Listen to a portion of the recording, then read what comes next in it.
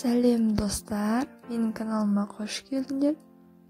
Бүгін сіздермен бірге өте оңай крем жасаймыз. Видеоны көрмес бұрын каналға жазылып қоңыраушаны баса кетіңіз. Қоңыраушаны бассаңыз ғана біздің жаңа видеоларымыз сізге жетеді. Кремнің жасалу жолы өте оңай. Оны жасау үшін бізге сары май, қант ұнтағы және сгущенка керек. Ең алдымен сары майды езіп ұсақтап аламыз. Себебі оны қант ұнтағы мен сгущенканы араластырған кезде ұсақтап алған ыңғайлы болады. Сосын 25 грамм қант ұнтағын қосып араластырамыз. Егер тәттіні онша жақсы көрмесеңіз, қоспасаңыз да болады.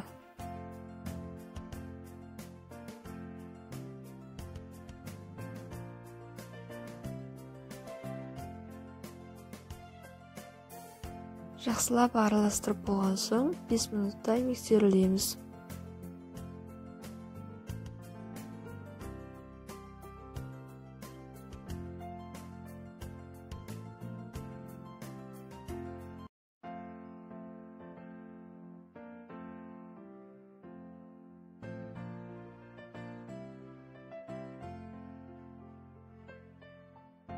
Сосын сгущенканы қоса берсеңіз болады.